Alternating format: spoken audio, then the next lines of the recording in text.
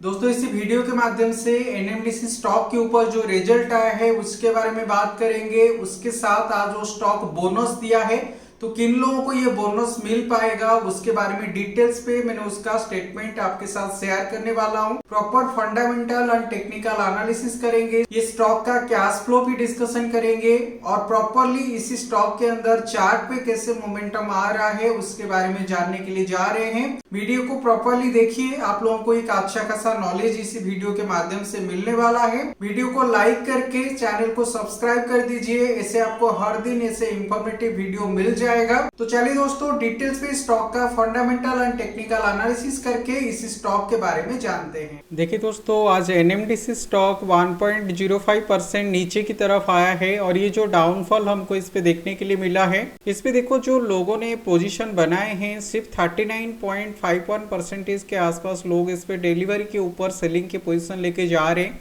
मतलब ज़्यादातर लोग ये जो पोजीशन सेलिंग के ऊपर लिए हैं, जो 1% के आसपास फॉल देखने के लिए मिला है वो सिर्फ इंट्राडे के ऊपर। और आज अगर आप देखोगे ये स्टॉक के ऊपर हमको आज अनाउंसमेंट देखने के लिए मिला है। तो देखो स्टॉक ने बोनस दिया है, तो ये जो बोनस मिला है 2:1 रेशियो के हिसाब से मिला है। मतलब जिसके पास एक इक्विटी शेयर है उसको 2 शेयर एक्स्ट्रा इसी लेवल के आसपास ये कंपनी आज बोनस दिया है। और देखिए दोस्तों, ये लेवल के आसपास जो फाइनेंशियल जो रिजल्ट का अपडेट आया है, मैंने इसको एक बार ओपन कर रहा हूँ। देखिए इसी लेवल के आसपास देखोगे यहाँ पे हमको ऑलरेडी अपडेट देखने के लिए मिल चुका है। ये जो आज फाइनेंशियल रिजल्ट इस पे देखने के लिए मिला है, ये सितंबर क्वार्टर का रिजल्ट है।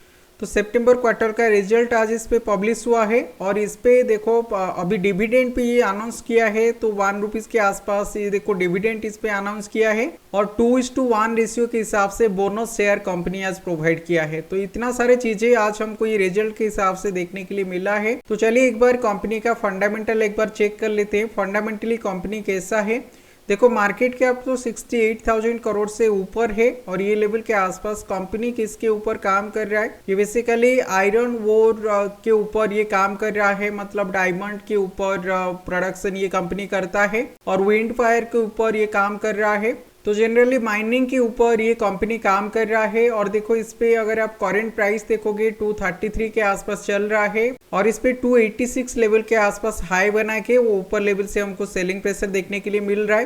कंपनी देखो अच्छा डिविडेंड देने वाली कंपनी है, क्योंकि गवर्नमेंट कंपनी है तो ये अच्छा डिविडेंड जनरली दे रहा है।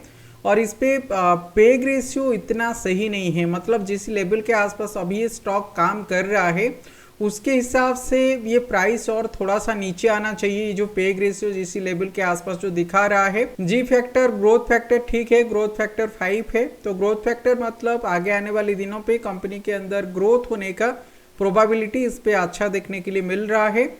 और ये लेवल के आसपास अगर कंपनी का पीयर्स देखेंगे, कॉम्पिटिटर देखेंगे, तो देखो कोल इंडिया, वेदांत, जीएमडीसी, तो ये सारे उसकी कॉम्पिटिटर है। और अगर आप पेग रेशियो के हिसाब से देखोगे, पेग रेशियो के हिसाब से एनएमडीसी का पेग रेशियो उतना सही नहीं है।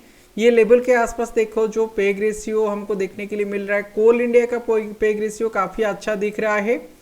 और यहाँ पे लोएड मेटल बोल के कंपनी है, उसका पेग रेशियो काफ़ी अच्छा देखने के लिए मिल रहा है। तो लेकिन पेग रेशियो के हिसाब से देखो बाकी कंपनी के हिसाब से इसका जो पेग रेशियो है ये थोड़ा ख़राब पेग रेशियो इसी लेवल के आसपास देखने के लिए मिल रहा है। तो आगे मैं आपको बताऊंगा इसी पेग रेशियो के हिसाब से हमको इस पे पोजीशन अभी लेना चाहिए या नहीं, या कंपनी के अंदर कैसा रिजल्ट आ रहा है। चलिए पहले उसके बारे में देख लेते हैं। क्वार्टरली रिजल्ट अगर कंपनी का देखेंगे तो देखो ये जून 2024 क्वार्टर का यहाँ पे ऑलरेडी अपडेट हो चुका है। तो आज सितंबर क्वार्टर का आया है, ये अपडेट हो जाएगा उस पे। और देखिए इस पे हमको जून 2021 से ये क्वार्टर का रिजल्ट हमको यहाँ पे देखने के लिए मिल रहा है। जून 2021 के हिसाब से आप देखोगे यहाँ पे जो नेट प्रॉफिट हमको देखने के लिए मिल रहा था, वो नेट प्रॉफिट अभी देखो धीरे धीरे नीचे की तरफ आ रहा है क्वार्टरली रिजल्ट के हिसाब से। ये बेसिकली दिसंबर 2022 तक कंटिन्यू ये जो प्रॉफिट है, प्रॉफिट धीरे धीरे देखो नीचे की तरफ आ रहा था। अभी ये मार्च 2023 पे थोड़ा सा ये प्रॉफिट बढ़ा है, उसके बाद आप देखोगे यहाँ पे देखो कंटिन्यू ये नीचे की तरफ ही आ रहा है। ये लेवल के आसपास ये लास्ट क्वार्टर पे जून क्वार्टर पे थोड़ा ये प्रॉफिट ऊपर की तरफ आया था। अगर नेट प्रॉफिट इसी लेवल के आसपास देखेंगे, नेट प्रॉफिट जो है 2022 के बाद देखो थोड़ा नीचे की तरफ आया है और ये 2023, 2024 ये लगभग देखो सेम नेट प्रॉफिट हमको देखने के लिए मिल रहा है, उतना कुछ ज्यादा प्रॉफिट इस पे नहीं आ रहा है। और ये 2025 पे भी हम एक्सपेक्ट कर रहे हैं जितना प्रॉफिट 2023-24 पे आया था, सेम उतना प्रॉफिट इस पे देखने के लिए मिलेगा। तो देखो इसी लेवल के आसपास अगर जो प्रॉफिट है, प्रॉफिट अगर कांस्टेंट हमको देखने के लिए मिलता है तो स्टॉक जो है, स्टॉक थोड़ा एक रेंज के अंदर फंस जाता है। तो मैं आपको चार्ट के ऊपर भी दिखाऊंगा अगर स्टॉक के अंदर मूवमेंट आएगा तो कैसे मूवमेंट हमको देखने के लिए मिलेगा। देखो आज एक इम्पोर्टेंट टॉपिक के ऊपर हम बात करने वाले हैं, कंपनी का कैश फ्लो। तो चलिए एक बार कैश फ्लो के ऊपर देखते हैं। कैश फ्लो से पहले कौन कौन इन्वेस्टर है मैं एक बार आपको बता दे रहा हूँ यहाँ पे। देखो ये तो एक में तो गवर्नमेंट कंपनी है, तो 60% शेयर इसकी गवर्नमेंट के पास ही है। उसके बाद एफआईआई के पास 12% के आसपास शेयर है, डीआईए के पास 14% के आसपास शेयर है, और जो पब्लिक के पास ये शेयर होल्डिंग है, ये पब्लिक के पास देखो 12% के आसपास शेयर है। तो इसीलिए ज्यादातर जो स्टॉक है वो गवर्नमेंट के पास ही है और एफआईआई डीआईए के पास है, पब्लिक के पास उतना स्टॉक इसका है नहीं। और इसी लेवल के आसपास अगर आप कैश फ्लो को देखोगे, ये देखो कैश फ्लो पे हमको क्या देखने के लिए मिलता है कि जनरली यहाँ पे देखो कैश फ्लो 3 सेक्शन के अंदर ये डिवाइड होता है। आप इसको नोट डाउन करके रखिए, ये आपका काफ़ी चीज़ें एनालिसिस करने में आपको मदद करेगा। कैश फ्लो जो होता है इस पे 3 चीज़ जनरली यहाँ पे दिखा रहा है, ऑपरेटिंग एक्टिविटी, इन्वेस्टिंग एक्टिविटी और फाइनेंसिंग एक्टिविटी। तो ये ऑपरेटिंग एक्टिविटी मतलब कंपनी को कितना फायदा हो रहा है, कंपनी को कितना प्रॉफिट हो रहा है।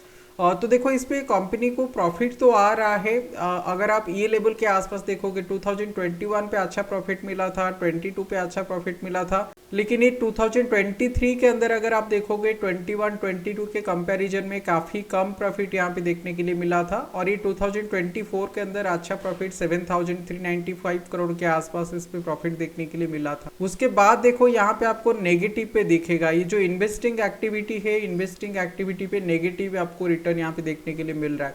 उसका मतलब ये है कंपनी तो प्रॉफिट कर रहा है, लेकिन कंपनी उसका खुद का जो पैसा है जिस कंपनी पे इन्वेस्टमेंट किया है वो कंपनी लॉस कर रहे हैं।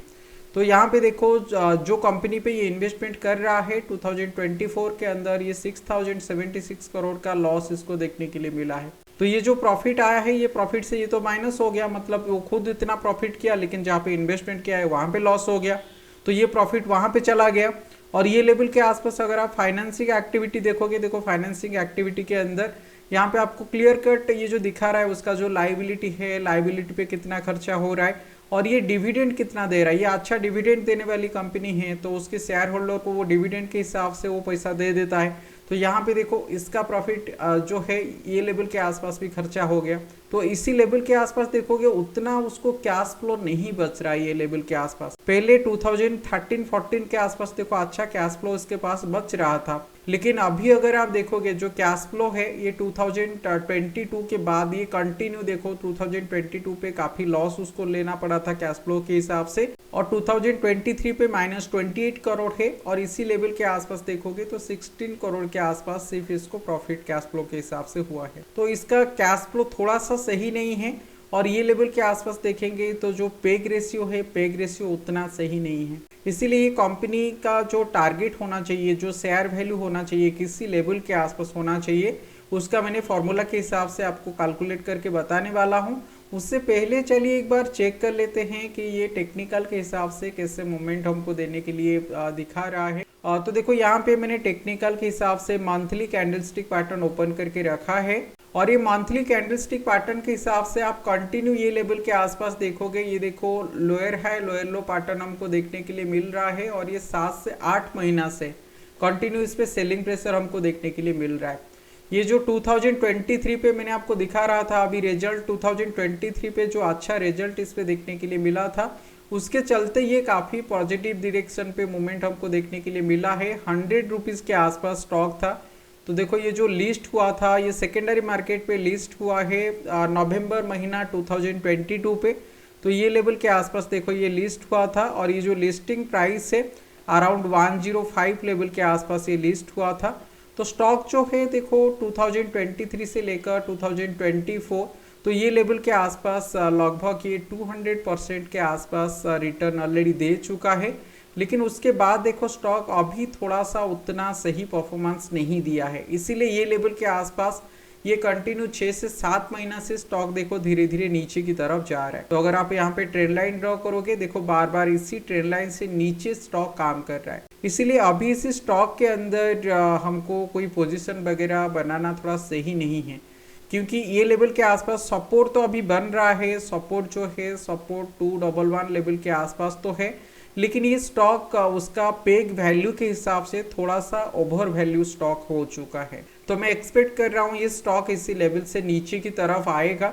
तो ये लेवल के आसपास कितना नीचे की तरफ आएगा, चलिए एक बार वो पेग वैल्यू के हिसाब से आपको बता दे रहा हूँ। तो जो भी पेग रेशियो यहाँ पे हमको देखने के लिए मिल रहा है, इसी लेवल के आसपास अभी जो प्राइस देखो चल रहा है 233 के आसपास ये प्राइस चल रहा है। तो उसका जो पेग वैल्यू है 2.4 के आसपास है। तो इसीलिए मेरा जो एक्सपेक्टेशन है ये रूल के हिसाब से, फार्मूला के हिसाब से स्टॉक अराउंड 97 मतलब 100 रुपीज़ के आसपास स्टॉक हमको देखने के लिए मिलना चाहिए। ये स्टॉक काफ़ी ओवर वैल्यू हो गया है और काफ़ी ऊपर की तरफ ये स्टॉक ट्रेड कर रहा है। इसीलिए इसी स्टॉक के ऊपर अभी मैंने इन्वेस्टमेंट करने के लिए नहीं जाऊंगा, थोड़ा सा मुझे रिस्की लग रहा है। तो मैंने मेरा राय आप लोगों के साथ शेयर किया कि स्टॉक के अंदर किससे मूवमेंट हमको देखने के लिए मिल सकता है। इस पे कुछ भी पोजीशन वगैरह बनाने से पहले आप लोग आपकी फाइनेंशियल एडवाइजर के साथ एक बार बात कर लीजिएगा। आप लोगों का खुद का क्या राय है मुझे कॉमेंट सेक्शन पे जरूर बताइएगा। अगर आपको इस वीडियो के माध्यम से कुछ सीखने के लिए मिला है, कुछ मदद मिल रहा है, वीडियो को लाइक जरूर कीजिए और आपकी दोस्तों के साथ शेयर जरूर करना, उन लोगों को भी काफी अच्छा नॉलेज मिलेगा। ये पूरा वीडियो को देखने के लिए आप लोगों को बहुत बहुत धन्यवाद।